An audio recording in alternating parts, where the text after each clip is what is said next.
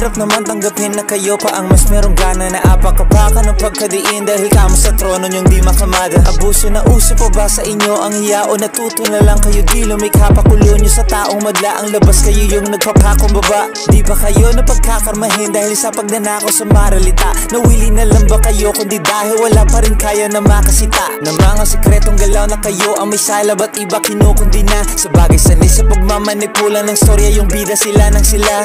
Di na magtatagal ang kalabisan, dungisan at ang kadiliman lilisan. Gigising ang mga bantay na tulog lang di dahil kapot kundi lang nabihisan. At saka kasama din namin sa laban na di inakala pagtanggal ng tsapa. Sabay-sabay natin ilaban ng bayan ng tanging suot itim na balaklava.